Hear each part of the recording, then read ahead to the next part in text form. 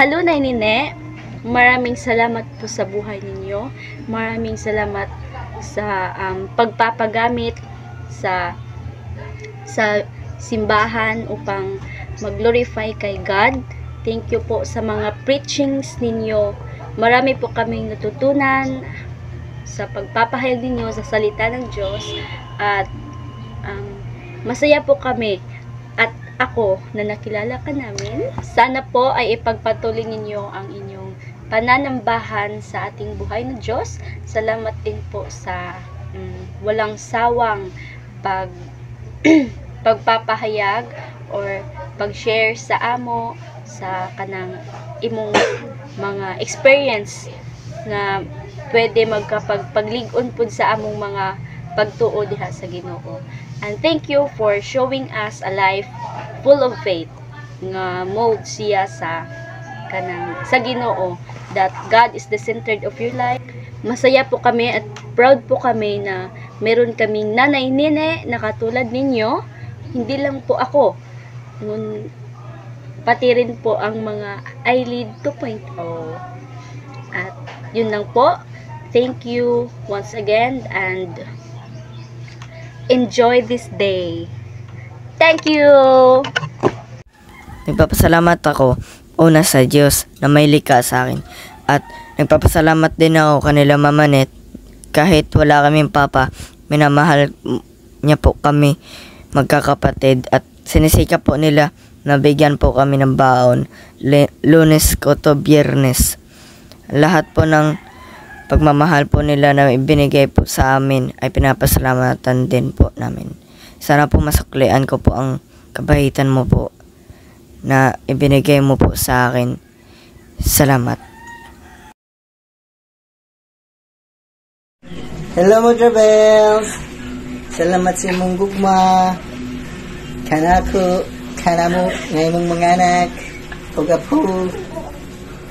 O kanang wala ko laing masulti pa sa iyong pagkamaayo, paggamit ka sa Ginoo. O karon makita sa bantao, bang pamilya, ikaw nagserbisyo sa Ginoo. Kay bisan ako na gadud nimo kaya sa Ginoo. O Gordo, dagang salamat. I love you. Hello Lula, gipalangga gid kanamo /tika. Salamat sa imong support like for the go. Salamat sa imong talent sa pagluto. Iba ka sa lahat, hindi ka nagpapatalo. Og mahal na mahal ka namin so much bisag ang bataka nimo basuko. Hi ma, happy Thanksgiving. Salamat sa tanan-tanan. Salamat sa pagpadako naho, sa pagpakaon. Salamat sa love. Kay ugway love, wapo dun tako diri sa world karon. And also salamat sa mga lamig nga pagkaon nga kanunay na mapangitaon sa bahay man or diri sa simbahan. And also ma, salamat kay ikaw nga akong mama. I love you always and forever.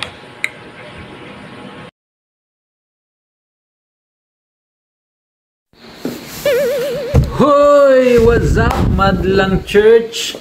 Ayay ka, November di ay karon, Thanksgiving month.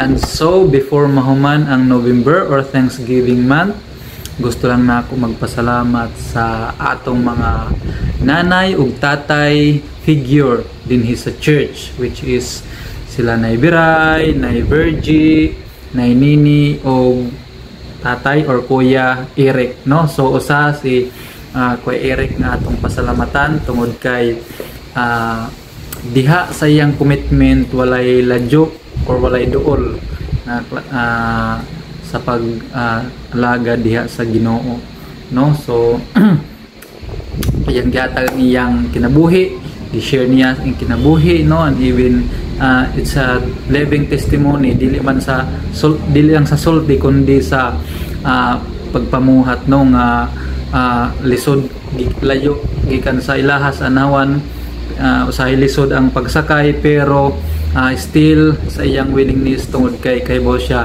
kung kinsa iyang gilagaran, which is ang ginubuhing Dios, no? Gamhanan sa tanan atong Dios na ang malatag og kusog og protection og provision sa matag adlaw. Salamat Kuya Eric sa imong pag-share sa imong kinabuhi dinhi sa church, and at the same time ikaw is personally ikaw is a blessing sa kuha and even sa the whole nga church dinhi. So blessing sa inyo ni Ate Marlene, sa inyong mga anak, and padayon kita sa Ginoo. Blessings.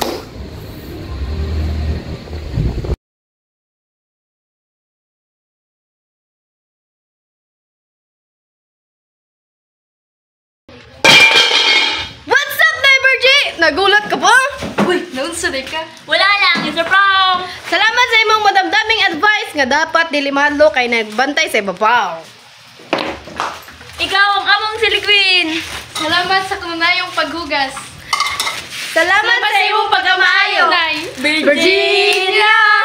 Hotdog! Wala na